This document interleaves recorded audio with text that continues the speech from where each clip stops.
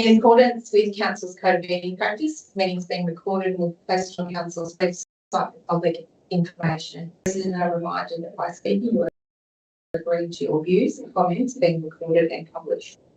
You're also reminded that when speaking, you must be respectful of others and use appropriate language. Council accepts no liability for any derogatory or gestures made during this meeting. I ask everyone to be respectful of others when they are speaking and refrain from speaking over the time. We have 6 speakers tonight. For everyone who's speaking, you have 3 minutes, and we'll remind you when you have 30 seconds left. Our first speaker is Marcus Shaw, and he is speaking in opposition to the wind farm development. Thanks. Good evening, councillors. Thank you for allowing me the opportunity to speak this evening. My name is Marcus Shaw. I'm the president of the Tabletop Yambilla Range Action Group Incorporated. I'd like to speak about the proposed Yambilla Range wind farm. Our committee represents concerned residents in local communities within Greater Hume and Albury City Council areas. Since learning of the proposed wind farm in August last year, I've had many conversations with local residents who, like myself, had no idea that a project was being proposed for the Yambilla Range. Over the course of the last 7 to 8 months, we have created a Facebook group, 377 members, around 250 subscribers, had several community meetings and formed an incorporated association with 8 committee members.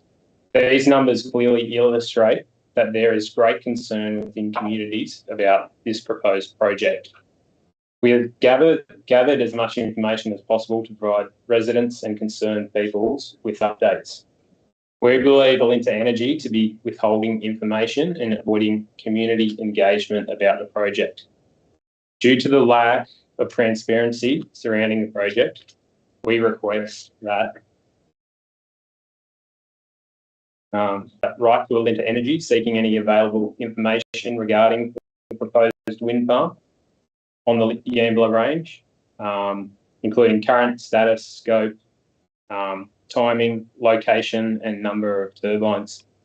We also request the General Manager to invite Alinta Energy to participate in a public forum to be hosted by Greater Hume Council and provide information to residents, broader community and to respond to questions regarding the project.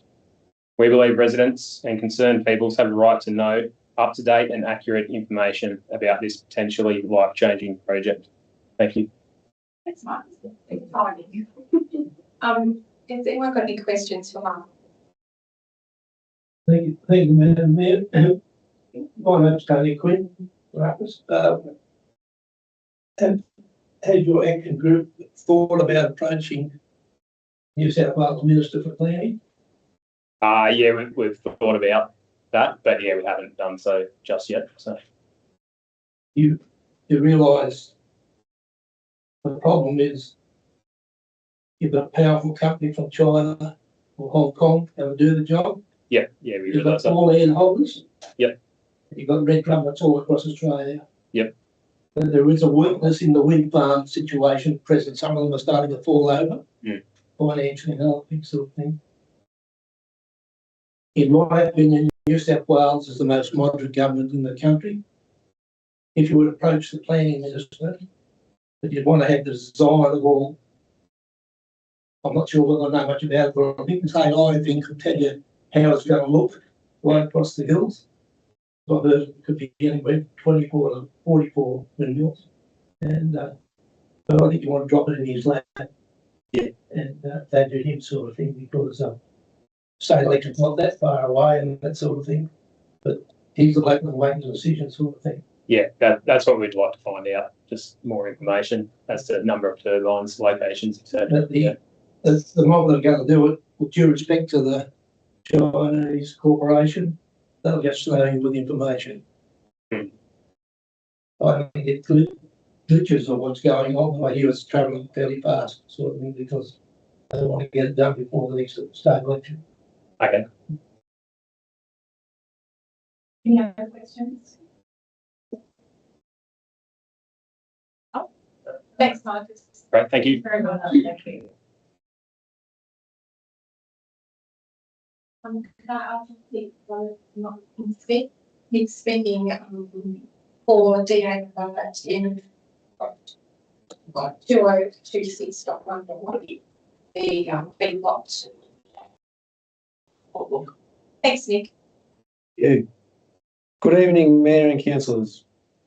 My name is Nick Rowe and I'm speaking on behalf of the Rowe family as we are the applicant for the proposed beef cattle feedlot on our property Stonehaven near Holbrook.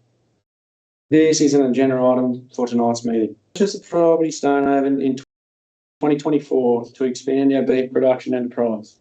Currently we breed and grow our Angus cattle to feeder weights which are then sold to feedlots in the north of the state.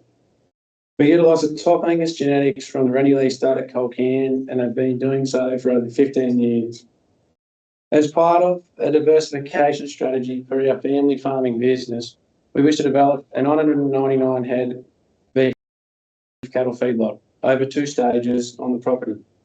This would allow us to keep value adding our cattle right through to the slaughter and packaging process, which would be completed at either Cootamundra or Melbourne. Alternative to this, what we're currently doing is selling our cattle into feeder markets, which are mostly controlled by large companies that operate out of this region and therefore provide no local benefit to the area. The proposed development would provide significant economic benefits for the region through ongoing commodity sales and the use of local support services that are on offer in the region, such as the Holbrook Vet Centre. There are a few cattle feedlots in the area. The feedlot would be family run and would be increased as needed. During the construction process, works would be completed by local contractors and many materials would be sourced locally as well. We would like to thank all the councillors here present and further members of the Greater Hume Council for your due consideration towards our application. Thanks. Thanks, Nick. Just wait, sorry, Nick. Is there any questions, Nick? Yeah, I'm Brian Liston, Nick. I didn't notice a bore as a backup water supply. Is that in the plans, do you think? It would be down the track. Obviously, there's, so for us to apply for an intensive livestock bore to draw out for water for the feedlot. So there's obviously a pretty significant cost in that. Yeah, we have sort of ummed and ahed about applying before we for the DA to council, trying to get them all first. Obviously, yeah, there's a decent cost in putting that down, and so we get the water and then we get knocked back. The DA gets knocked back from council. We're sort of trying to sort of cover ourselves first. I suppose 999 head on feed. We're sort of floating around 35 to sort of 45 litres a day per head. At the moment, and even in this past, sort of obviously up until a month ago, we had not much rain and our storage dams and that were getting down quite a bit, but then, they're looking pretty good at the moment. So even through the last 2 years being as dry as it have been, we probably nearly would have been able to scrape through if we manage our water properly. Thanks. So. Anyone else? Thank you. And it's a bit like putting a chicken, well, which comes first, the chicken or the egg, isn't it? Yeah. But we have received a very comprehensive report, so yeah, covers most things. Thanks for speaking to me. No worries. Thank you. I think from history, you've got a bit of groundwater at Stonehaven, right? Yeah, there is. Thanks, Nick. Thank you very much. Thanks for your time. Thank you. All good. Thank you. Next, we have Ray Walton. First speaking for the GA 10.2025.45 multi-dwelling housing. Thanks, Claire. Okay, good evening, councillors, and thank you for the opportunity to address the meeting tonight. I'm speaking in relation to the multi-dwelling houses in Henty. We hope these dwellings will fulfil the need for low-cost rental properties for single residents in Henty. I would like to speak specifically to points 1 and 2 of the deferred consent and point 29 of the general conditions.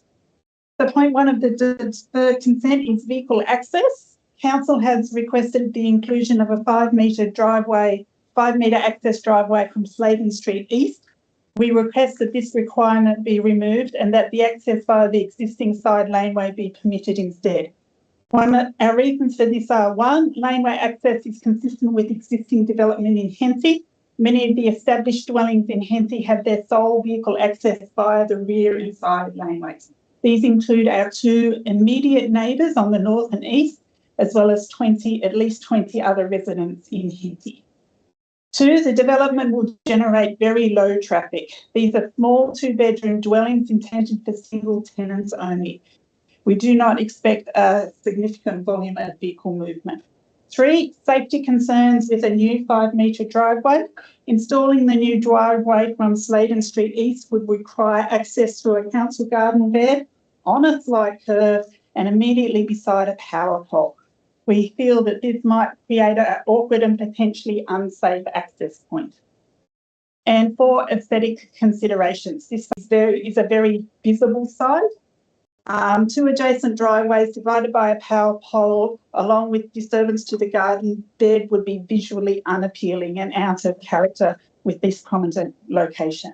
For this reason, we ask Council to allow vehicle access solely via the existing laneway. And this request relates to both deferred consent point 1 and general conditions 29. We also would like to talk to point 2, fencing requirements. The northern boundary fence height, we request the removal of the requirement to increase the fence height on the northern boundary. The existing fence is already close to 1.8 metres, which matches the height of our neighbours and is appropriate for the context. We would also like to note that our northern neighbours have made a large number of minor complaints to Council, around 26 in 4 months, including about our swim spa being used during normal operating hours. Given this ongoing pattern, it appears that the additional fence height. So, in conclusion, we'd like you to consider removing the request for the 5-metre driveway and the request for the extra height on the northern boundary. Thank you. Thank you, Claire. Any questions for Claire? No. Thank you for coming. Thanks, Claire. I'm speaking for Adam. Thank you, Adam. Adam speaking against the said DA. The previously described form. Thanks, Adam. Councillors and Mayor, thank you for the opportunity to speak. I want to start by being clear. I am absolutely opposed to development on this site. 3 dwellings may very well be acceptable. I also want to acknowledge the officer report has addressed a number of concerns raised during exhibition, particularly in relation to access, servicing and site constraints. However, those same changes are now what create my concern. The report identifies significant constraints, including sewer infrastructure access, which require at least one of the dwellings to be relocated and a new internal access road to be introduced. Those changes are not shown in any plan before you tonight. Because the dwellings are long and set on an angle, they already encompass the majority of the site width.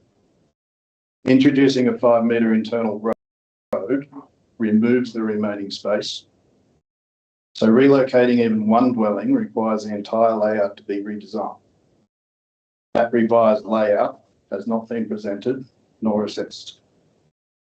As a result, key planning matters, including setbacks, private open spaces, access, parking and neighbour impacts, are not actually known at this point. The Development Control Plan expects these matters to be demonstrated and assessed as part of the application. Instead, they are being deferred until after consent, effectively post-consent resolution rather than pre-consent design clarity. In practical terms, that means you're being asked to approve a concept, not a final design. The question is not whether 3 dwellings can be approved, but whether this design on this site actually works. And at the moment, that has not been demonstrated. The design that complies with the DCD is not the design before you tonight. That was what I had planned, but I would like to just add in relation to the northern fence comment from the previous speaker. My fence is not 1.8 metres high. It's 1.4. Thank you. Thanks, Adam. Any questions for Adam, please, councillors? And maybe some of those understands, we'll deal with Certainly, a little bit later, more directives. certainly. Thank you. Thank you. Thanks, Adam. Thank you. Pick number 5. Eric speaking against DA 7.205.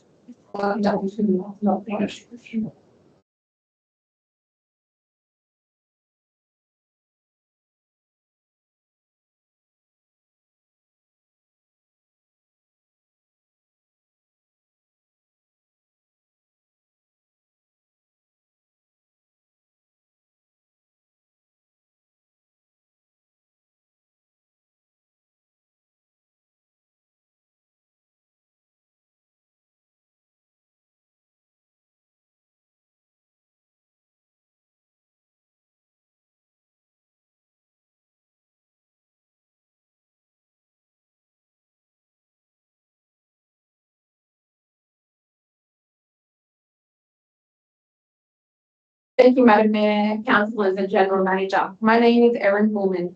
Thank you for the opportunity to address agenda item 10.1.3, DA for 3-lot subdivision at 113 Piney Drive, Gindera. I want to begin by stating that I'm not opposed to development. Development is part of any growing community. However, development must be supported by clear evidence and sound planning, particularly when it has the potential to affect neighbouring properties. My first concern relates to stormwater management. The documentation indicates that stormwater from the new dwelling/shed on proposed lot 13 will be directing additional runoff into a high hazard storage structure while simultaneously reducing its capacity raises a straightforward but critical question. Where does the water go once the dam reaches capacity? The material before council does not appear to clearly demonstrate the overflow pathway or provide detailed modelling confirming the surrounding property's flood impacts, only to state it will be minimal. How can council make this statement without the submission of a concept stormwater management plan and technical hydraulic engineering evidence prior to approval? A gold standard would have council request from the applicant a concept stormwater management plan prior to any approval, given that Piney Drive sits uphill from the development site. This is not simply a theoretical planning matter, it's a practical draining issue that warrants scrutiny. My second concern relates to the alteration of the dam bank and for established trees.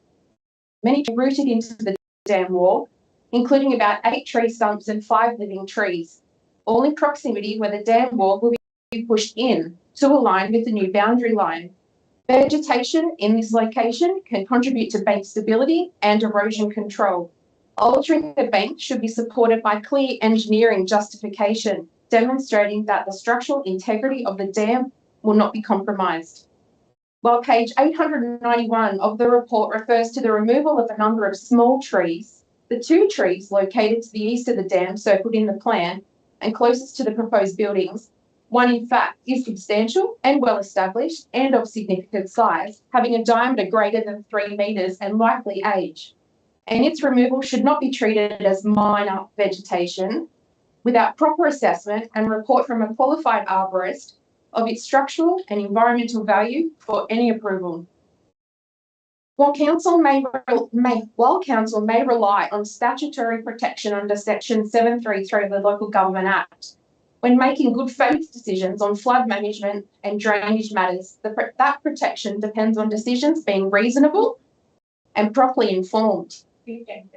Reliance solely on plans and applicant material without adequate consideration of site-specific conditions risks overlooking impacts on neighbouring properties. Council should therefore only support approval if satisfied that suitable evidence has been provided.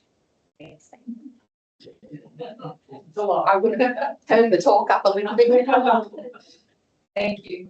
Any questions for Erin? Yeah, I've got a couple of questions. Erin, can you tell us how closely your premises is located to this Yeah, we're a boundary, on the boundary. boundary? So how from the proposed house site? House site, so Yes. referring to the plan, my boundary is on lot 12. Yeah, I'm talking about that, the proposed dwelling. How far is that away from your house? Oh, I'm not very good with it, but it could be 100 metres. That would be at a guess. If you're looking at the plan, my boundary fence is on lot 12 and then lot 13 is across. So that's where the proposed. I know that your letter in opposition to this DA quotes that the lot 12 is under the size that the other ones are.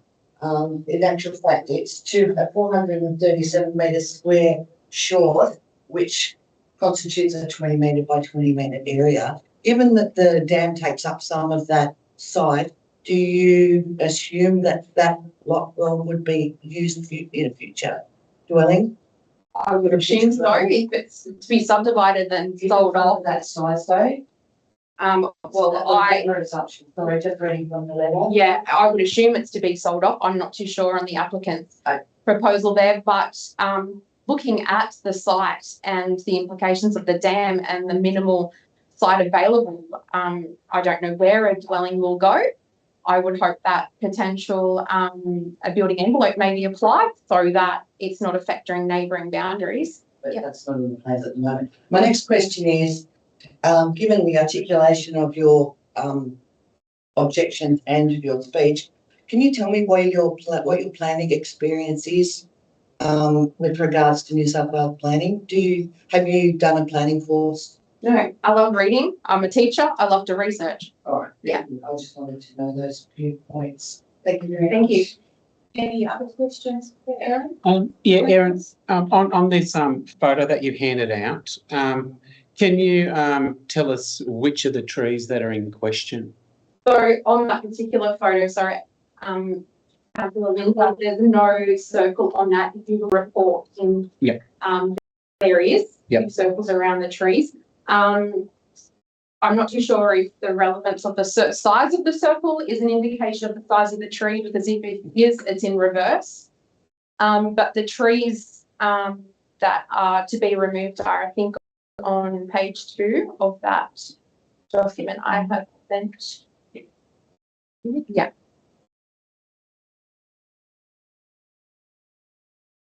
Any other questions for Erin? Yes. Cool. Thank you. Thank you. And last but not least,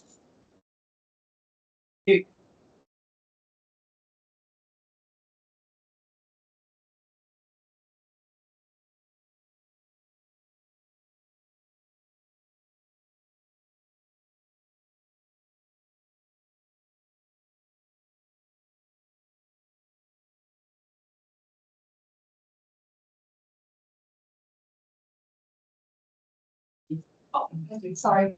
Thank you. Thank you. Oh, sorry. You're speaking against. Sorry, I should have said that. You're speaking against the same DA that everybody. Maybe you numbers for having me who I'm speaking. I'm speaking on behalf to oppose the development for the following reasons. Sorry. Yes, sorry. Can you hear me now? Thank you. Sorry. Okay. The officer's report for the ordinary meeting on the 18th of February 2026 identified a revised plan, version D, concerning changes not shown on the version C when notified on the 16th of October 2025 by Council. The adjoining owners were not notified of the revised plan on page 10, 820 of the report before you. The overall environmental impacts, both natural and built environments, are significant. One of the significant trees to be removed, trees, on page 891 of the report, states a number of small trees to be removed and do not require consent of Council. How can that be established when we don't even know what trees they're going to remove? 2, dam bank to be partially pushed in to meet the new boundary line, reducing dam's capacity, again, not addressed in the assessment report. No details provided from a suitable qualified person addressing all the risks, impacts, including how the trees to be removed, bank restabilisation, bank once disturbed. 3, reducing the dam capacity creates a flow-on effect. Where will the overflow of the dam go? Has this been assessed by a suitably qualified assessment engineer? The summary of the above matters raised are significant and are not addressed in the officer's assessment reports. The draft generic conditions of the consent does not regulations for this development. In conclusion, Council's assessment report has not taken into consideration for both proposed allotments 12 and 13, such as the following matters relevant to the development: the subject development application in accordance with clause 4.15 of the Environmental Assessment Act 2003. And the DA does not meet the Greater Hume LEP. The minimum lot for lot 12 should be 4,000 square metres, and it does not meet that variation. The development standard is not compatible with the flood function and behaviour of the land within the flood-prone area, planning area. B, the impacts of the development, including environmental impacts, both natural and built form, for the creation of additional lots is not justified. And removal of significant mature trees, re-engineering and stabilisation works on the dam and overflow impacts. The proposed shed exceeds a floor space ratio of 30 metres square, requiring additional environmental impacts to the dam and removal of trees. Creation of additional driveways adjoining and existing the driveways raises safety concerns, egress and ingress, because there will be 3 driveways very close to each other. The site is not suitable for the proposed development for the creation of an additional lot due to the overall loss of land area burdened by easements, dam bank modifications, greater building setbacks and significant removal of trees. The development is not, and council admitted to notify the property owners to comment upon the receipt of the amended plans for the development that include the potential impacts, significant impacts. I seek council support to file a motion to refuse the development application for the proposed development that does not comply with the clause 4.5 of the Environmental Plan Assessment Act, in addition to the supporting reasons provided. Thank you. Sorry, I corrected you. Sorry about that. Any questions for councillors? Could you just please explain that last 4.1.5? Yes. Okay, 4.1.5 is under the Environmental Plan Assessment Act that assessing when councils are assessing a development application, they assess it under against those controls. So they're the measures that they can either approve, refuse an application, but the applications must meet those standards. And consequently, I have raised those ones which I have pointed out because they have not been addressed appropriately in the report or not addressed. Any other questions, councillors? Thank you. Thanks, Catherine. Thank you.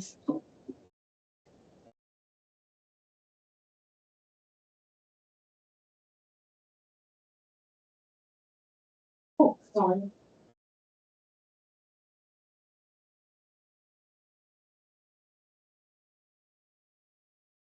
I declare the meeting open council at 6:30, Wednesday, the 8th of March.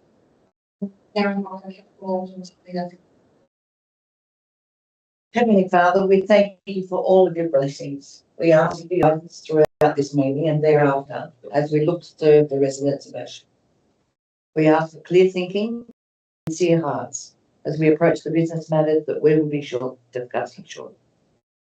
We ask for your blessings upon this meeting, each participant and the work and the people that they represent. Amen. I'd like to acknowledge that this meeting is being held with a range of people and pay my respects to elders past, present and emerging.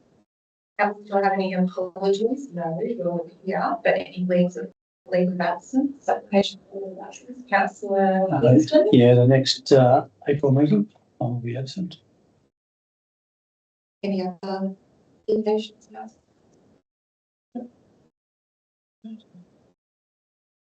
Move for that, please. I'll move that there. Second. I'll second it. Thank you, councillor Winner. All those in favour? All in favour. Okay. Confirmation of the minutes held on the 18th February 2020. Thank you, councillor O'Neill. Do I have a seconder, please? Second about Thank you, councillor Quinn. Any discussion?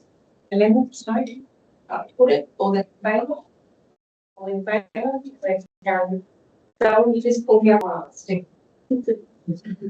Action report from the minutes. If you could please state the item number and page number if you have any release. Surely. I've got one. That's right. Item number 7028. I'm sorry, I don't have the page number here. What number is it? 7028. I with regards to approaching REROC for advocacy towards allowing councillors and members to be able to join council meetings via video link. We asked REROC, we were asked to approach REROC to assist us with that advocacy, given the Minister for Local Government has made changes to the meeting practice. Can I ask where we are up to and have we had any feedback from REROC? So both REROC and Company Owners Association have previously advocated and petitions in relation to the particular two items in the report. So I have had discussions with the CEO of REROC as well as the Country Mayors Association president. They're more than happy for me to send something further to them to discuss at their next meeting as a sort of required, but they certainly have done.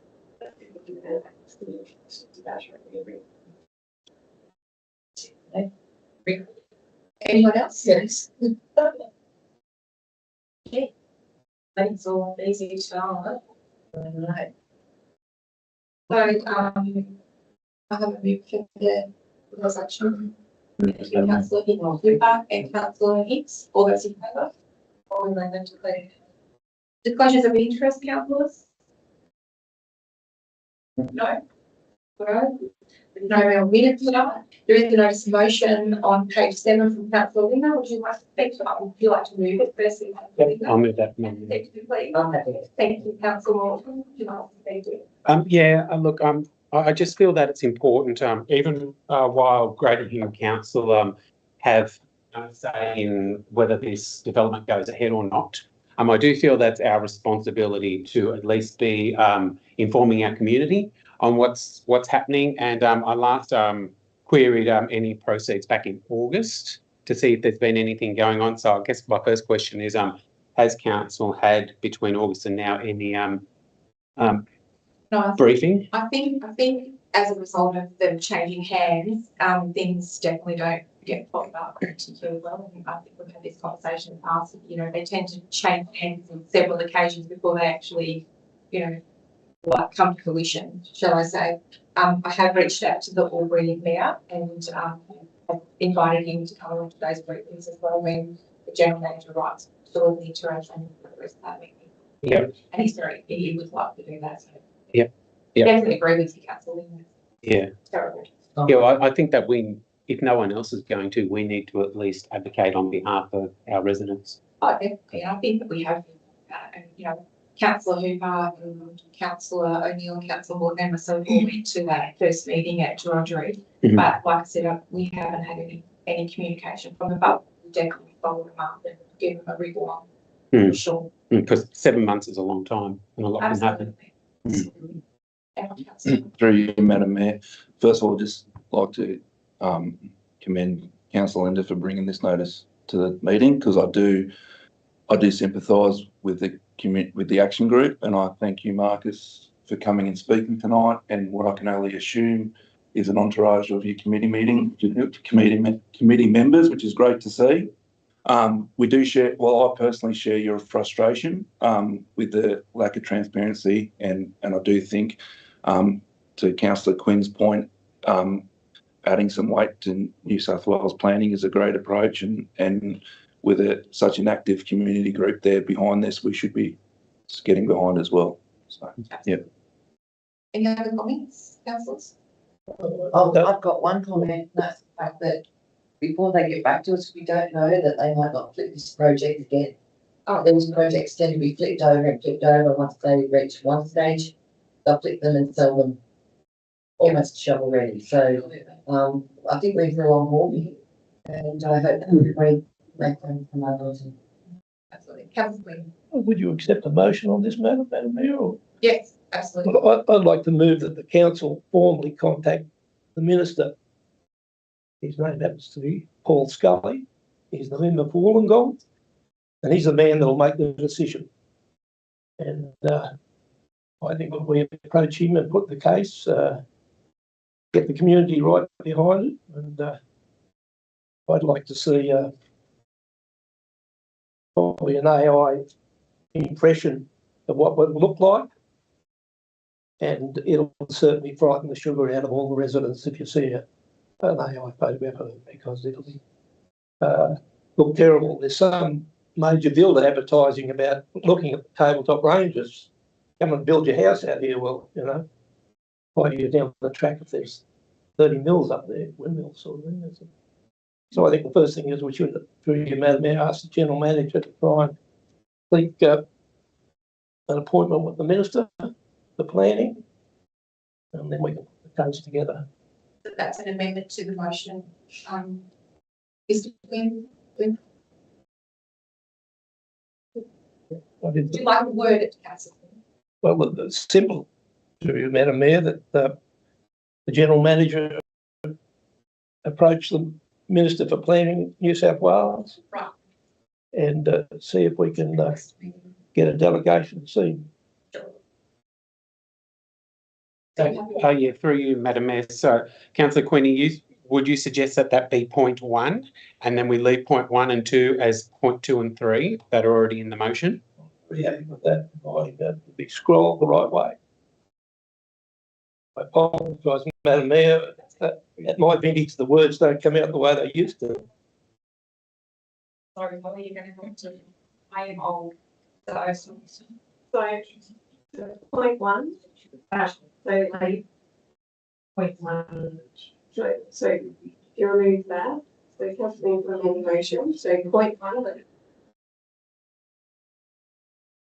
That the General Manager approach the Minister to seek an appointment on this. I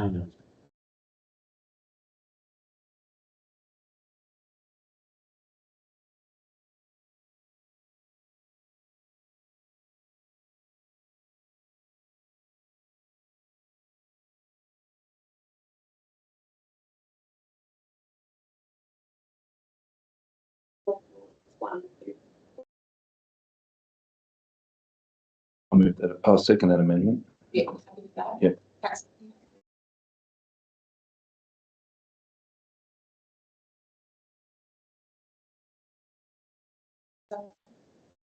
All those in favour?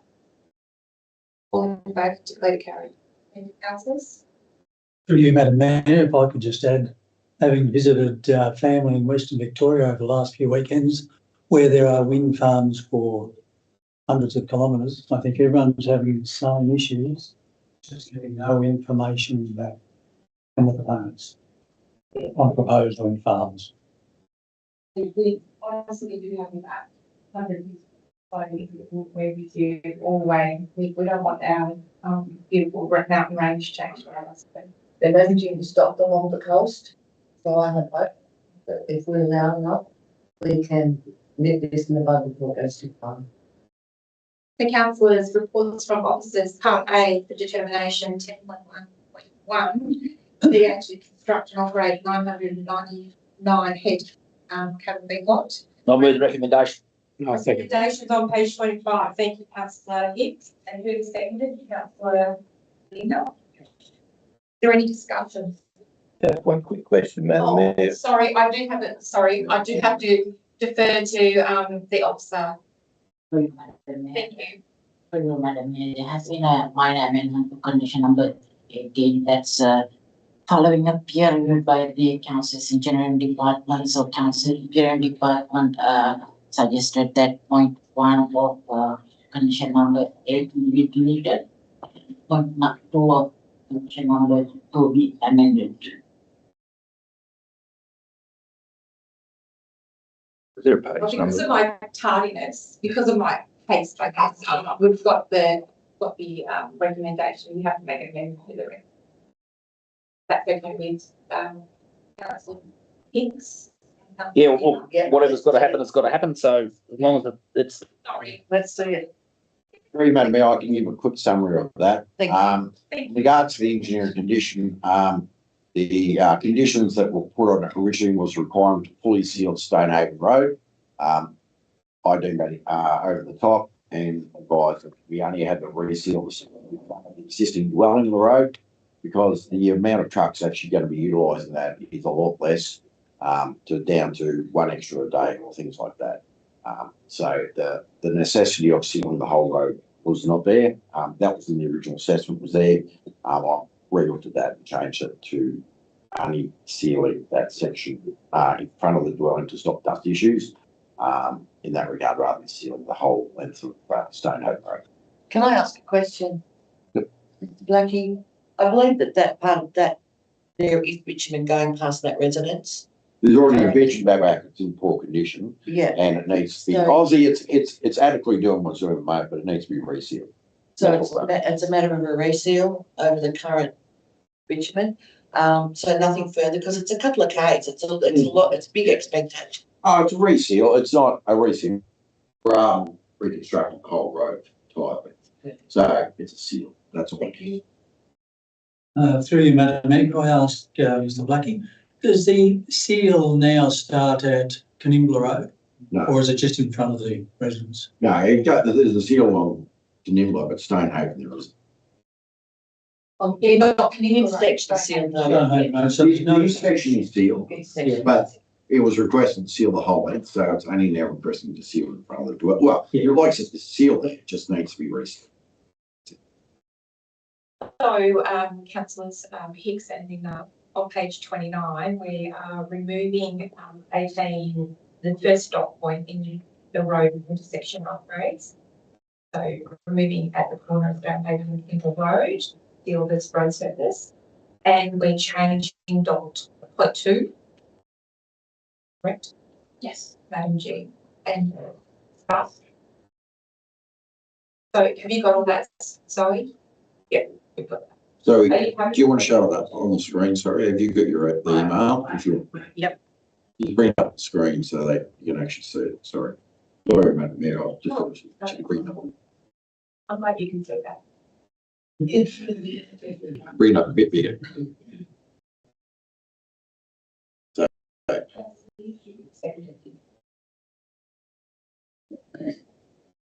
We can read it out. Can you read that? Um, You may. Yeah. Can you just go up the screen and read that out? So the point 1 would be deleted. So the point 2 would be amended to say new seal to be constructed over existing older seal section along Stonehaven Road in accordance with West Road standards. So that's the modification. Perfect. Are you happy with that, Jeff? yeah, we'll stop disadvantaging the applicants so we don't necessarily debate too much. So I'm happy with that. Any other conversation, any other comments? Yeah, I just have one, just in relation to the submissions, just a clarification it is. So it's on the bottom of page 23. It says, with respect to noise, the applicant has advised that the development will generate approximately 4 to 5 heavy vehicle movements per week, with 3.9 heavy vehicles per. Yeah, so that's why I just thought I'd just flag that one and might better have that explained. It's been based on one vehicle per day. So that's what my understanding is, one vehicle, one extra heavy vehicle movement per day. But they might happen At once. At once. Yeah. That's how you can get a short amount. Yeah. It's average is that, but you could have 4 in a day. Okay. An average. it's still 4 to 5 per week. That's the average ongoing, but you might have 4 in a day. That's it. Oh, just one little question. With the extra traffic when the build is happening, proposed build will be happening, will the signage that's will be put at the Canimbla Road intersection there, will there be enough and will they be restricted to the times as well as the heavy vehicles, or will they be allowed any time? Is there enough information then for the people that catch the buses that there'll be extra traffic in that area? have to defer to the officer. Through you, Madam Mayor, so we have included condition number 3, which restrict heavy vehicle movement between 7:30 and 8:30 AM, 2:30 PM and 5:30 PM, to ensure that the development does not have any detrimental impact on the existing traffic movement. Yes, I understand that, but that's more for when heavy vehicles are delivering and or dispatching a cattle. But when there's a build on, if there's any tradies that go that way too, are they going to construction? Is there any amount of traffic that they have to abide by those rules too? If it happens to be bus time. Through Madam Mayor, I'd be hard to stop that happening. Yes. I think it'd be unusual for the build that's going to occur. The traffic notification will be there, right? And you've got to remember, it's only for a short period of time, and they'll have to do appropriate notification. But to restrict them, I think, would be restraint from trade and could cause additional costs. And I don't think that's what everyone intends to do for a small period of time. And Councillor Shield, it's such a short space in Canberra Road before Yes, you turn up to Stonehenge. So I think it would be very minimal. No, it's just something that went through my mind. Yeah. And there was something, I don't know whether it was corrected, but I can't find the page again. Right. They mentioned piggery. And I thought it just brought me back to the piggery we had to deal with a number of years ago. So that word was just an accident, I think, but it's not a piggery. Thank you. No, I'll put that recommendation. All those in favour? All in favour, declare to carry. DA 10.1 to DA 10.2025.45. Multi-dwelling housing, the recommendation is on page 851. I'll move that recommendation. Thank you, Councillor. Second. Thank you, Councillor Shield. Would you like to start? I'm good as is. Councillor Shield? Got any comment? Fine, right. Yes, I don't like the computer. Still. No, it's good. We do need accommodation in Henty, and it is exciting. But we will have to look at some of those points that were brought up and the director speak to some of those concerns that were raised with the height of the fence and then the width of the driveway and the sewer situation, please. So the condition regarding the fence has been imposed in order to ensure that the development does not have any amenity impact, given that we have a submission, and we certainly believe there could be a little room for the development to overlook. So overlooking and privacy is a main concern that we have to consider as part of the development assessment process, and which is outlined in the development control plan. So we need to, once we consent for a development, we need to make sure that it is clearly addressed. So therefore, in this instance, we believe that erection of the fence would meet that requirement in the development control plan. In terms of sewer, we have received the correspondence from engineering department. There is a existing sewer line which is benefited by council. So council does need the uninterrupted access to that sewer, just in the case if there was some incident happen, we won't be able to allow the applicant to put the dwelling on top of the sewer line. That creates lots of issues. So therefore, we do need the applicant to realign the sewer line.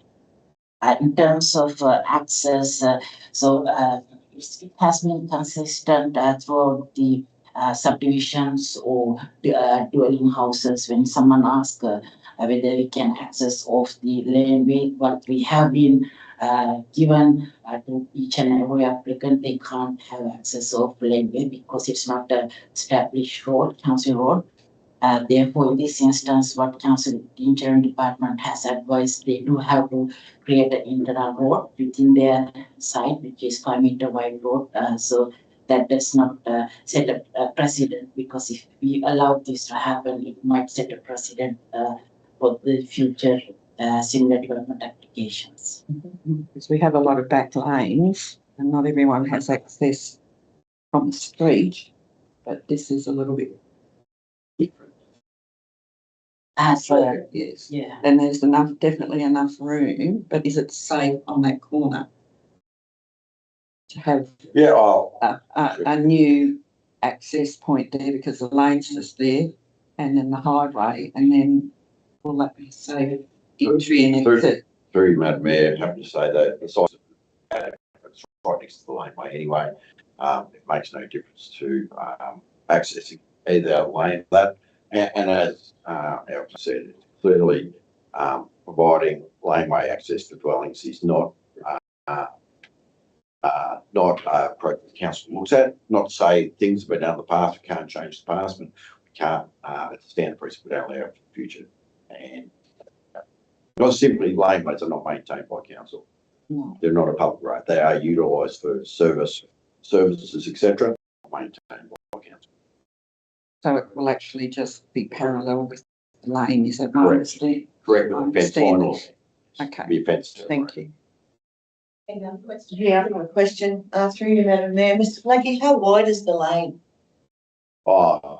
Lane off the top of your head, 8 metres, I think. Through you, Madam Mayor, it's 4,500, the actual lane, back lane.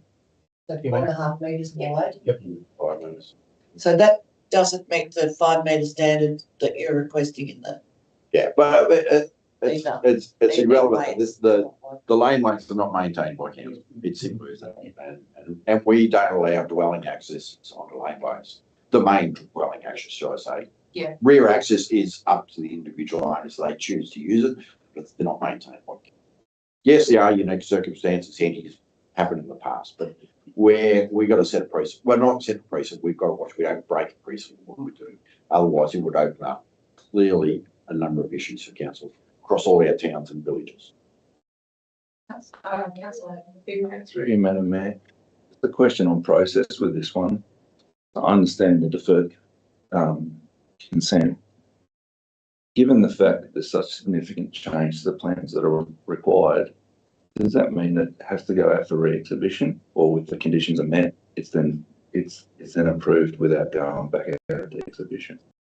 Through you, Madam Mayor. So what's the assessment officer for the application says, subject to applicant providing that information which is outlined in condition number 1, the development still meets the development control plan requirements outlined in the development control plan. So should applicant provide the information to the satisfaction of council, it will not go for further exhibition. It is considered to be as an operational consent. Madam Mayor, I want to move an amendment that that we approve the application and the items that the applicant has pointed out be discussed with her and the general manager to see if we can sort out some commonality. There's a lot of issues that's been raised. This is totally a textbook case of planning. And to me, it doesn't sit in Henty. It wouldn't sit in Gerodgery or anywhere else in a sensible world. Some of the things may be knocked out, but some of the things could be accommodated. And I think it's a good opportunity for Henty to get 3 more units. Might even put 6 or 8 people into Henty. It's what you call development. But if you're going to go hard and fast, there's laneways everywhere in all our towns. People manage to drive their cars that way. So be it. So that's the amendment that I approve the development and the conditions that the developer has raised that we talk through with the general manager, and if they can't seek the resolution, we'll come back to council naturally. Okay, go on with that, Zoe. The amendment.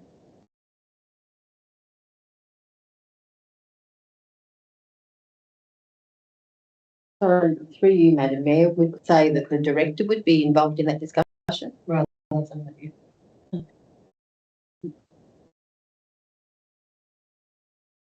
Well, you might say that, councillor O'Neill, but I distinctly said that I wanted common sense and not textbook planning to come into the situation.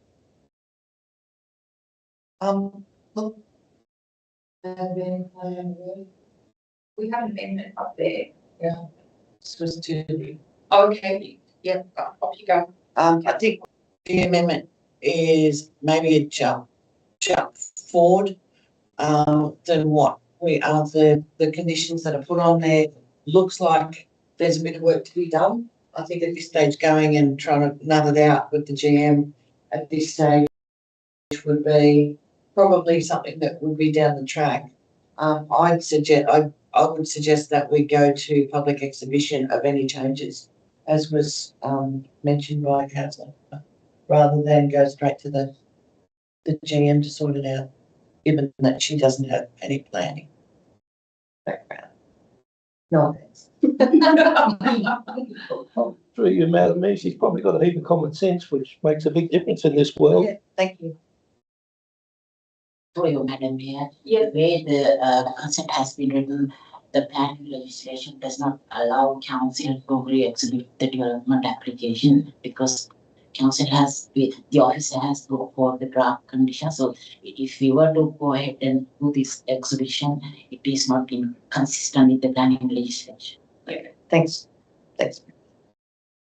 So we'll just to jump in through you, Madam Mayor, is just to throw a cat amongst the chickens, so to speak. Perhaps the sensible option may be to lay it on the table, have it reworked, and then bring it back to the next meeting. I strongly second that. I would totally agree with you, councillor. Only a suggestion. I think there's lots of. Too many issues with you, Madam Mayor, and I do think we've had You don't past want to hold up issues. development, but there is a lot of issues. It would be good to see a final. And I don't like laying things on tables either, but I think sometimes you have to do it. So councillor has an amendment. You're still happy to put that amendment, councillor Quinn? Certainly. Okay, is there a second for councillor Quinn's amendment? Councillor Linda? So we're voting on the amendment. Put that. Is that right? No, you're the professional, not me. I think you need to move councillor Quinn's amendment, and then we can deal with councillor Hicks's comments. Right, Yeah. so I'll put it, all those in favour of councillor Quinn's amendment. Councillor Shield, councillor Quinn, councillor Linda, I declare that lost. Sorry, councillor Quinn. So, would you, councillor Hicks, like to, move? Yeah, well, I'll just move the move an amendment, being that we lay it on the table and the planning department goes back and does a bit more consultation and brings us back something that's ready to go as such. Through you, Madam Mayor. I'll second that. Councillor Hicks, councillor O'Neill, would you like it? Through you, Madam Mayor, such recommendation will not be consistent with the planning legislation, given we have draft conditions in front of us. We could have done this for ground development. Other than that, there is no avenue in the planning legislation where we could go back to the public for further consultation. I was sort of talking with the applicant, where I was going for, but that's fine. Yeah. Sorry. Councillor Hooper? I was going to say is the amendment does, the amendment doesn't talk to public exhibition. It talks to the plans being brought back to council once they've been rectified as per the consent requirements. Is that the same thing? Through you, Madam Mayor, I think the deferred commencement is still intent, so I can't see why do we have to go back to the applicant. If the deferred commencement can still achieve the same intent. Just we are just put off the development for a while. Yes. The general manager just said that could take a long time. It's going to hold up the development considerably. So be mindful of that. But voting, I suppose. Through you, Madam Mayor, a question to Councillor Hicks and Councillor Hooper, seeing you moved an amendment. Do you think the planners will change their mind? I've yet to see it over nearly 40 odd years. Oh, Answer it honestly, don't. no, I answer it honestly. It's not about the planners changing their minds. It's just about we're voting on a plan that we haven't seen, Councillor Quinn, and that's where my concern lies. The plan, the requirements of the deferred commencement ask us to do a full redesign of the site for a number of factors. And as per our second speaker on this development, rightly noted, we're actually making a determination on a plan we haven't. So I'm asking if it's possible for when we do vote on that, we got the plan we're voting on in front of us. It's as simple as that. It's not about anyone changing anyone's mind. I just want to see the end product, because right now we're seeing a half finished plan, and it makes it very difficult to make an informed decision.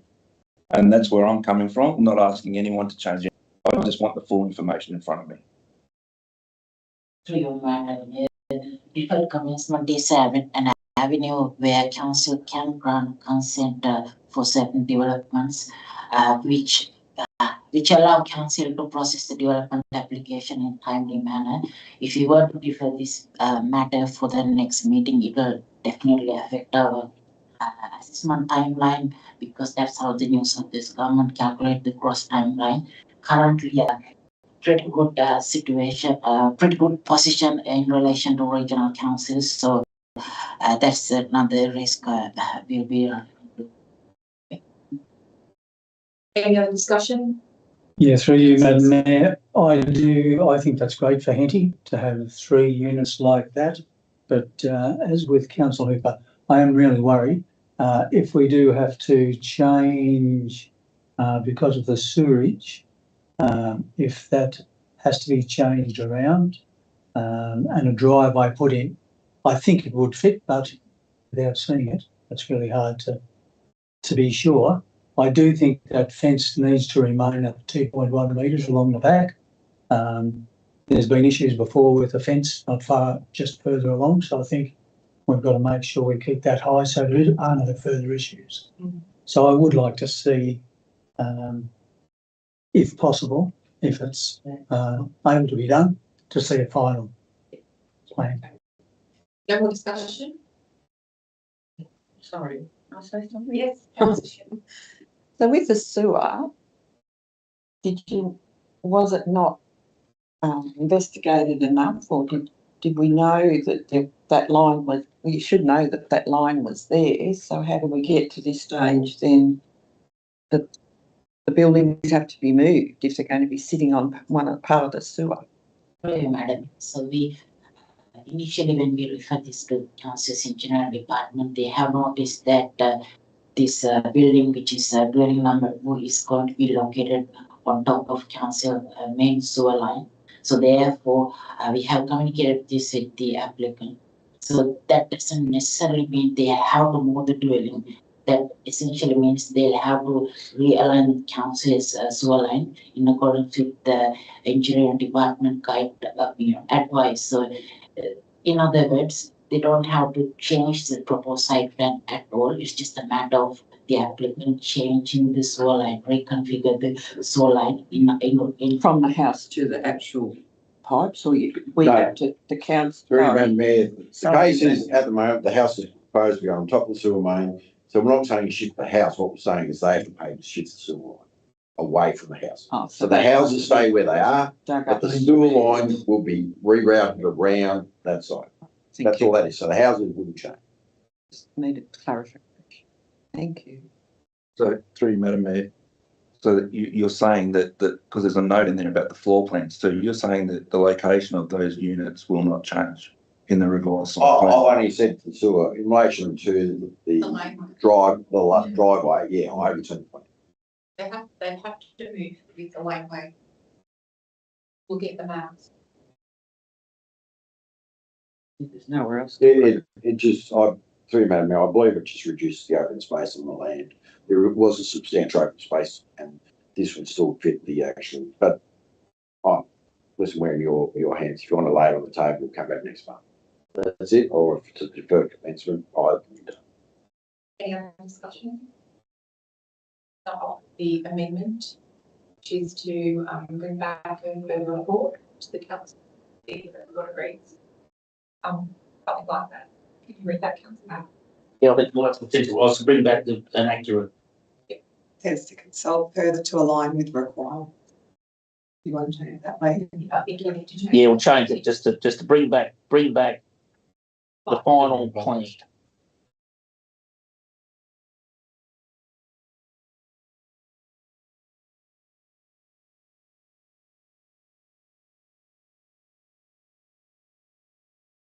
Councillor Hicks and Councillor Cooper, I think that move that amendment. Yes. All those who get favour of the amendment? All in favour of that motion? Councillor Hooper? Same member and seconder, thanks, Ollie. All in favour? All in favour, very carried. Thank you. On discussion. An application 2025.122 for fund subdivision and construction recommendation is on page 876.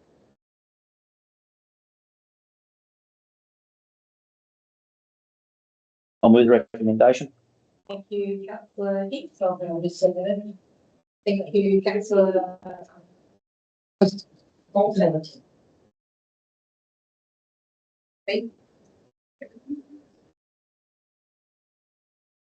Right.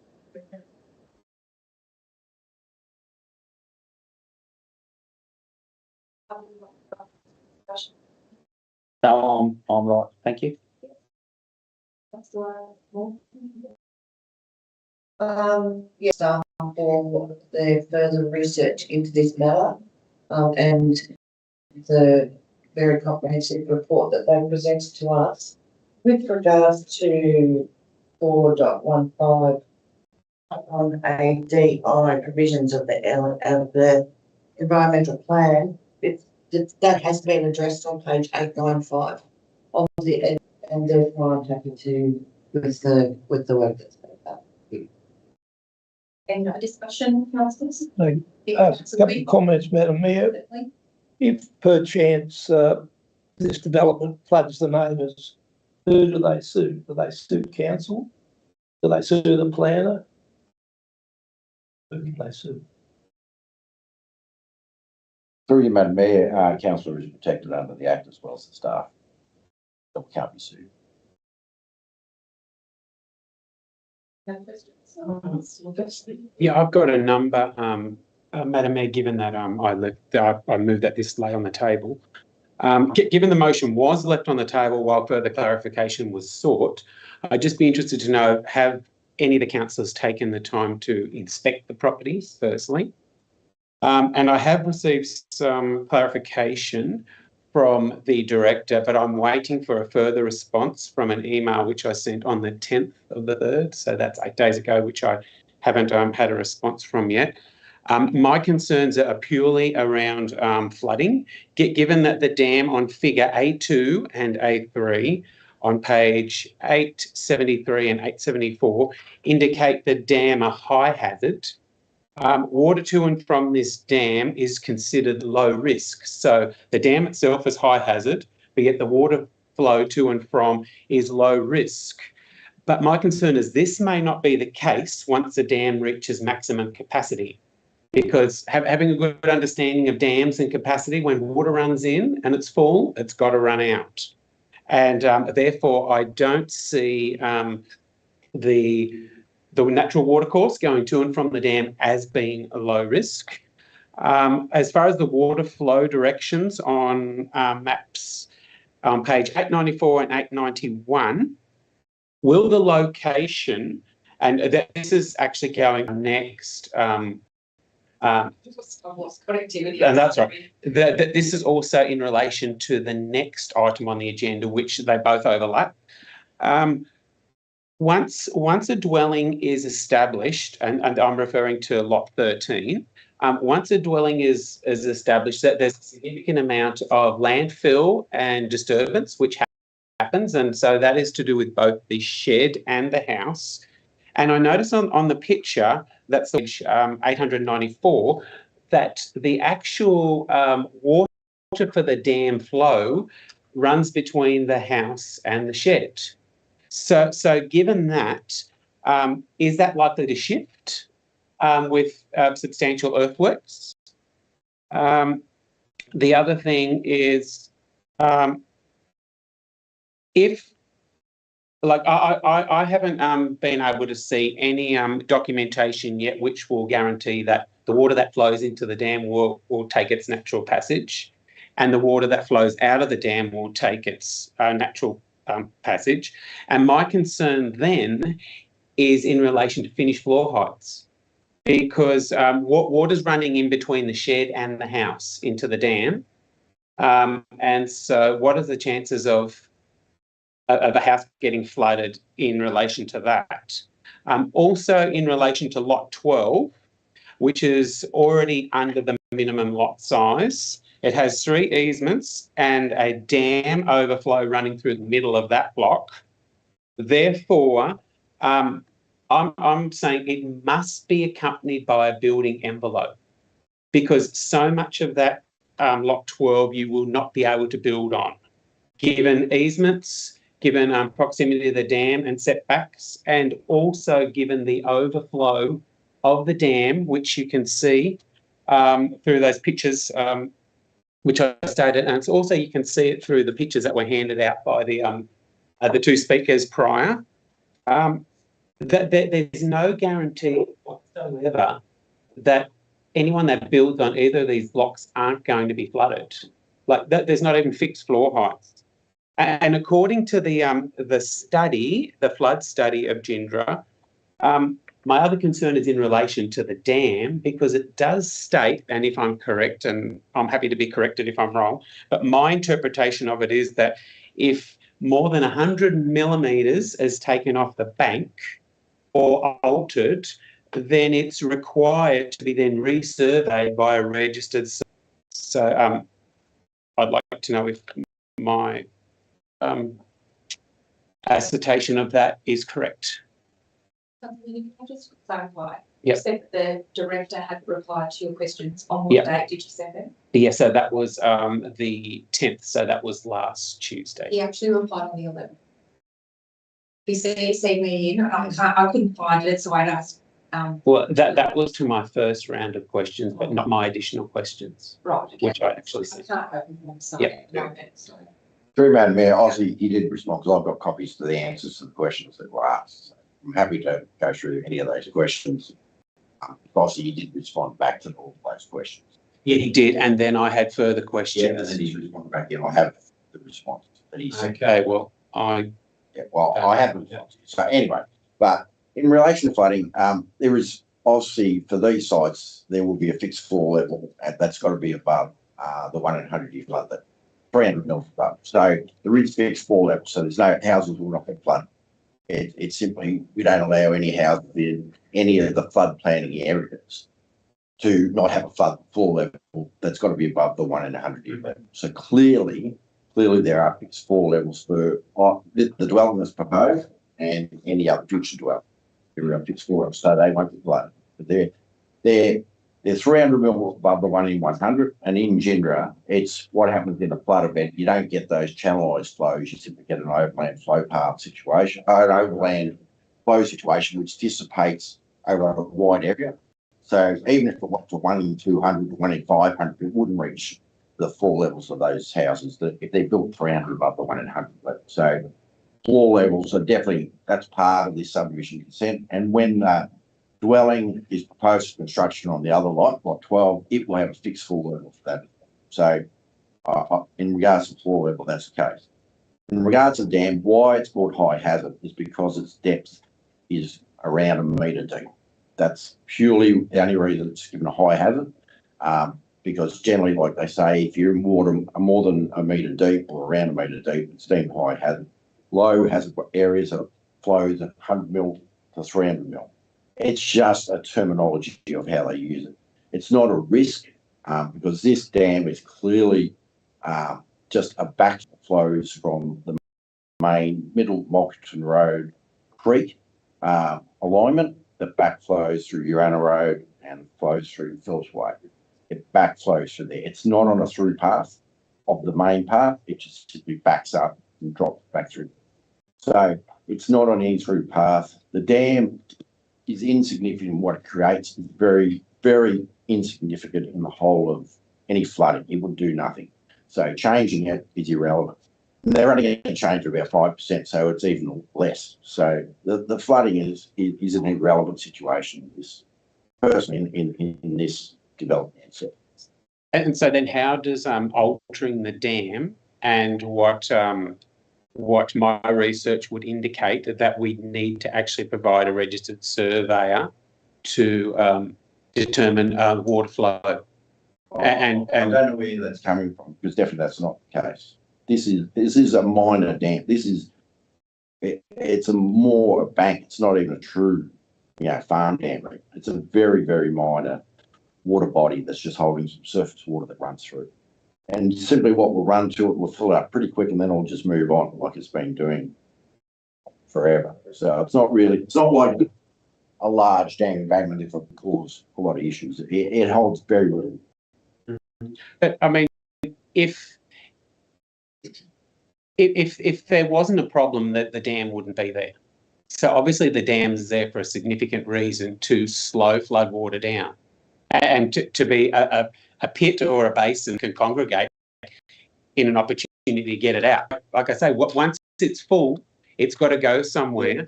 And at this stage, am I correct in saying that it's running through the middle of lot 12 when it overflows? But that's like the dam does nothing on the flows. It's so insignificant what it pick up. Like it probably wouldn't even need to be there at all because it's such an insignificant water body. It won't pick up flows. When a flood event occurs, the volume of water will be substantive that will run across the surface, all the land. That's what happens down around Pioneer Drive and all that area there.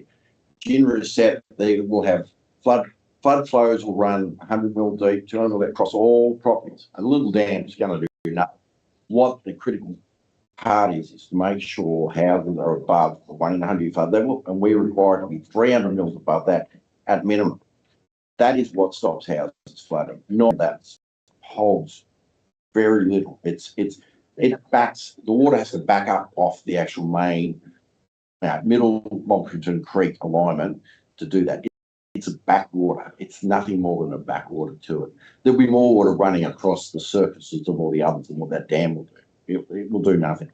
It's just been put there because in some time someone will collect a bit of water. That's all it's been done. Yes, I congratulate the patience of our engineering and our planning departments who have had to do so much extra work because people are questioning their professionalism. And as I said, people make a lot of comments about things, but I'm not sure where their expertise comes from. And I think we, pay our directors a lot of money to be experts in these areas. So I seem to have read, I don't know if it was the old code of meeting practice where it said that, councillors were expected to agree with recommendations unless they had a very good reason not to agree with them, because we have expert people in these roles. Madam Mayor, please, I can say something. The only thing, I don't have any qualifications to do with engineering or hydrology or whatever, but the lay of the land, I've been brought up in the land. The lay of the land, there's quite a significant slope there and where water will naturally run. So we're basically saying it doesn't matter that dam is there, it doesn't do anything, but that's where the water finds its track to run when we have a heavy downpour. I know Ginver's we've known since kids that Ginver's are wet. town. But I think it is basically with the removal of trees and doing something with that dam bank, then that's sort of interfering with the natural flow of water. And I think that is one of the big concerns, whether it's a big amount or whether it's not. But if we start blocking and doing things there, that is the end of that, where that runs into, the big drain that it's going to be running into, is that going to be sufficient? You know, we have storms all the time now. It may not be the 1 in 100 years flood as such, but it could be just a big cloudburst. And then you've got water everywhere, but it didn't sit right with me from the start. And I know the directors do their job, but we are entitled to ask questions. And it did concern me that there's quite a slope in the ground there, and we are going to be interfering with that. So then you need a pretty good ulterior project to rectify that, because it'll naturally find its way there, and it might impact the people around. I support your comments about, you know, it's our job to ask questions, definitely. We don't just sit here and take everyone's word for it, but we do have professionals doing their job too. So there is a common, you know, we've got to find a common ground. Would you like to have any other comments? Oh, I was just saying in regard to it, we're not changing the natural flow paths of any water through there. You're simply putting a small pattern in an area where a house will go on. And all that water from the impervious area is actually being directed out into the drain in Pioneer Drive. It's not actually land, so you can almost say it's taken away because it's the impervious area that would go out to the road. So, and that will happen, and that's the same condition that we put on the house at lot 12. We're having to direct their stormwater into Pioneer Drive. So in regards to you're putting a pattern of very flood fringe area, and flood fringe is simply just the area that's not a flood storage or a floodway. It's not saying it's there, it's just a terminology for the remainder of the land within a floodplain. It's just a terminology that's been used. So it's not like it's minimalistic, and like I said, floods, like you know, people don't, you know, a little rain here and there. It's when the big floods come, you see all where the water runs, and that's what counts. And that's why houses got to be off the ground. That's why they've got minimum. In the Australian building standards, you must build off the ground. In the old days, unfortunately, a lot of houses were plonked on ground level, and that's what's caused. And that's why again, because you can't build systems to handle every flow, and you're going to have changes in the environment in the future. You're going to have bigger storms and things, and you're never going to have pipes big enough flow past. It's a matter of keeping your houses off the ground. So when that happens, your house is protected. It comes and goes in a short period of time. And yes, there's not much yet. Then there's minimal damage. That's how it works. So it's not changing in doing this or changing into that dam is insignificant. Sorry. Just for clarification, the stormwater that falls on the house and the gutters goes into the stormwater out onto the street. Correct. Not into that dam. No, but that's their requirement to put that out to the street. That stormwater will be redirected out. Yes, it'll be redirected out the street. It's a requirement. That's under the conditional consent that they must. Yeah. And we have confirmed that via levels. We have confirmed that via levels on the site. Thank you. My major concern additional is that there be a building envelope put on block 12, because any prospective buyer deserves the right, and as far as transparency is concerned, deserves the right to know the conditions and the size of the block that they're buying, given that it's under that 4,000 square metres, that they have a right to know that they're going to be restricted in the size of the house that they can build by the available land that they can actually build their house on in relation to the 3 easements and the setback from the dam and also the waterway. With all due respect, I think that you would do your homework to actually know that before you bought. Yeah, I think that you know what the LEP said before you even purchased a block of land. Well, my understanding was that you would find out that information once you lodged your DA for your house. No, I think that would be in the contract of sale. You would know that. If there's not an envelope, the building envelope, that wouldn't be in the contract of sale. Through you, Madam Mayor, in regards to a certificate of title will have all your reasons on that. It's up to the individual to take the appropriate action and ensure that their house is going to fit on the. That it's buyer beware scenario. Clearly, that's the case. And if they buy it and they try and put something on that's going to go there, obviously it won't be allowed. Simple as that. It's buyer beware. It's for them. Councillor, just like when we buy a farm, we know there's all these road enclosures and permits, all through our land. It's exactly the same. We would know that by the time, 150%. It would have to be on. I'd nearly click back on it. Sorry? Sorry. Through you, Madam Mayor, I did had a drive around twice, once with Tony, Councillor Quinn, and once on my own, and did a bit of other investigation. I do note that the two properties on the eastern side, I think it is, they're a lot smaller than 4,000, I think. And after talking with council staff, I was worried last meeting, but I'm satisfied that everything will be covered. Questions? You moved it, Councillor Hicks. Who seconded it? I did. I'll thank you, Councillor. I'll put it. All those in favour? Councillor O'Neill, Councillor Morton, Councillor Liston, Councillor Hicks and Councillor Hooper and Councillor Butler.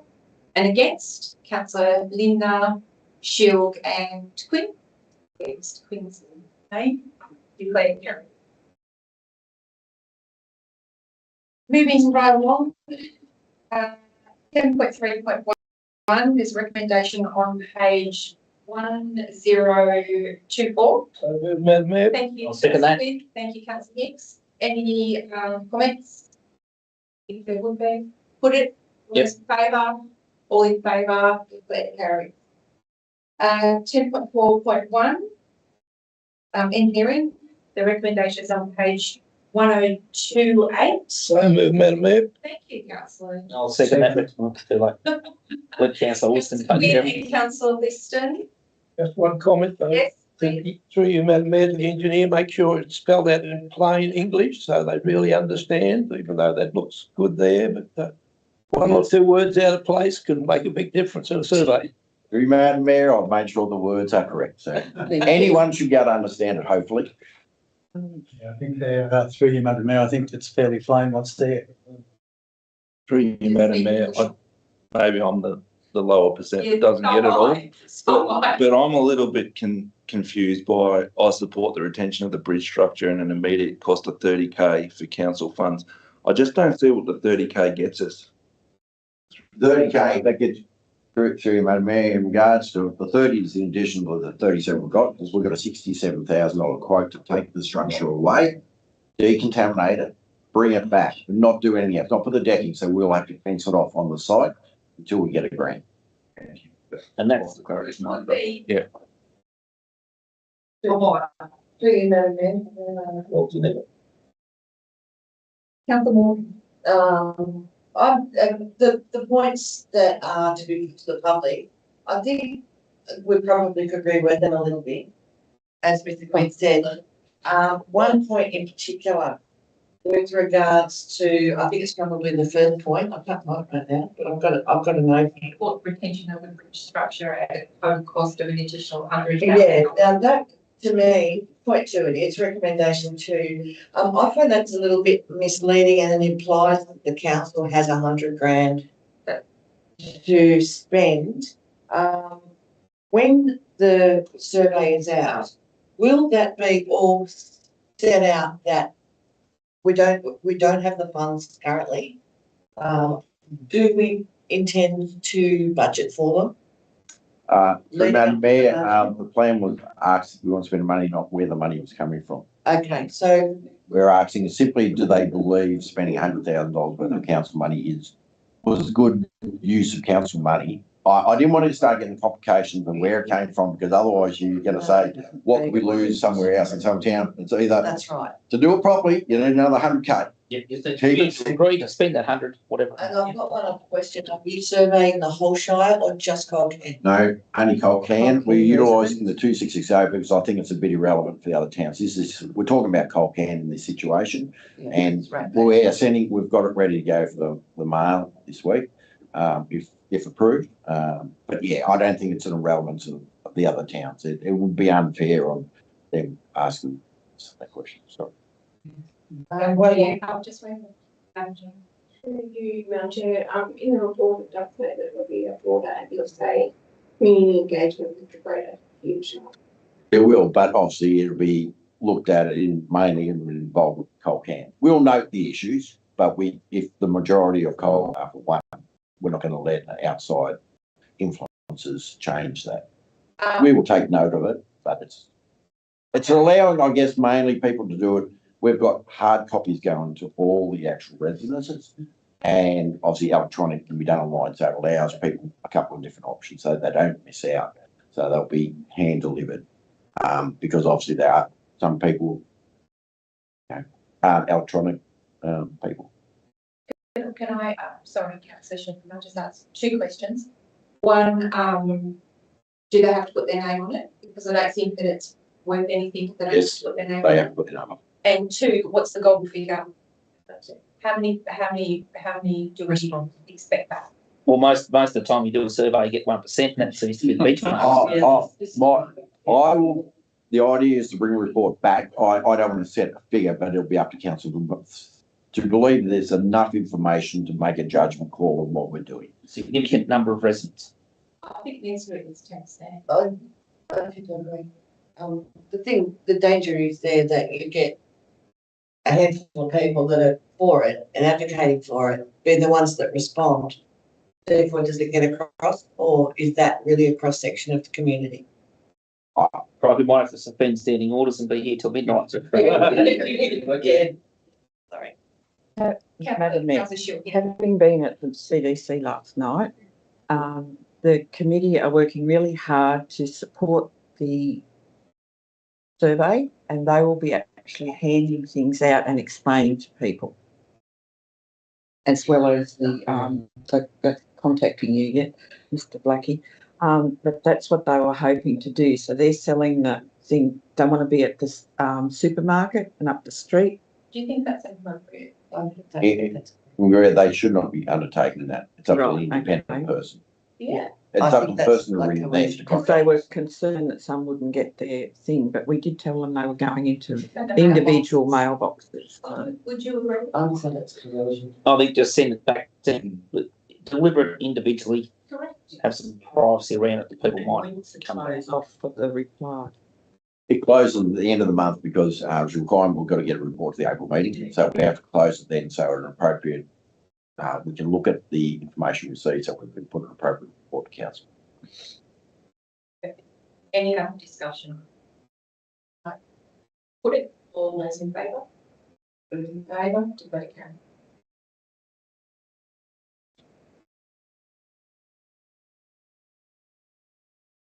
Morning, Mr. Board. Reports, I've no items for the Vice Council. Sorry. And reports from Officer Part B. Look, I'll move Part B, C and D. Happy to move on. Are you happy to do that, Councillor Morton? Is there any comments or questions for the officers from those reports? I just have one request. In the combined investment accounts, could we possibly get the register to be listed on the maturity date? Because I'm waiting for that Northern Territory investment to come become sure. And I really love to see it at the top of the list next month, because I think it might be. Through Madam Mayor, but I'm looking at the investment register and the maturity date is like the second from the end column. Yeah. And you're asking that it be Sorted by maturity date, Correct. so we can see when the next investment Correct. is. Yep. Is that okay? Yeah, of course, Thank that's you. fine. Thank you. I'm just can't wait to see that go. And while we're in this position, is it beneficial, because I have to ask the finance team every month, do you want to know a little bit more about where the new investments are going and where the mature, because often it looks like we pull 6 out and put 6 in, but often those 6 aren't related to each other. Yes, I'll love Just to have, would that be a little bit more it'd be helpful? great, Yep, actually. Thank okay, you. so that'd be fine, no worries. Any other questions or comments on councillors? I've got a question of over there. Be able to tell me, page 1045, in the tourism report refers to signage being currently redone. Now, this has been well over 6 months. With regards to the billboard on the highway, it's been a very, very long time. We've missed out on any field days, missed out on school holidays, Christmas, New Year's. We're bearing down on Easter, and our people are going up and down the Hume Highway, and our signs are pretty shabby. Do you have a timeline? Through you, Madam Mayor. The tourism portfolio doesn't sit in mine. I was On that basis, it would be a general manager. Sorry. That's it. Computers have gone. And I can answer something on that, though, for you, Councillor Morton. I know that our tourism coordinator has been trying to amend those billboards. And my understanding is that she was waiting for an approval from council. But hearing you say that makes me think that there's been a miscommunication. And what she maybe thinks she's waiting for, you guys maybe don't have. I can speak to that actually. Okay. With, the acting GM did bring some proofs and I did approve them, but that was before Christmas. I think that's what she's referring to. So Before you can would you like me to go back and just get some clarification and send an email? Thank you. The Burrumbuttock signage after probably about 6 or 7 years of persistence is up. I've got a photo. No, Louise, I'm sure, I'm absolutely certain that that was like a particular mood before the Yes, and I have a feeling it was a few months ago that she, so I will just go back and ask a question, if that's okay, for Dina, and just kind of get it moving and why. You made it, can I add something to that? So that's because I had put in a report probably a year and a half ago, probably more than that, of the ginger one, and I was told, well, after the Burren one was done. But it's a really big disgrace that lots of the other towns who have got those tourist boards, they're all in the same condition where it looks like, it looks like someone's burned them, but it's not. Yeah, the VC area is particularly bad. So you're referring to the tourist boards, Yeah, and then billboards is also the other question. Thank you. Yeah. The VC boards, the VC park. I think that just in relation to those signage, I think we've actually talked about it. We've talked about it. We're going to have like a bit of the asset. Look around all the signage in the town, just like things like, caravan signage or that thing. I think that's key. Sandwich boards for the eye centres, they were sort of really sunburned. We're still in council. I'm just letting you know, not in open discussion. That's right. Should have suspended. I'm sorry. Thank you, Graham. Thank you. If there's nothing else, no matters of urgency or anything, councillors? No?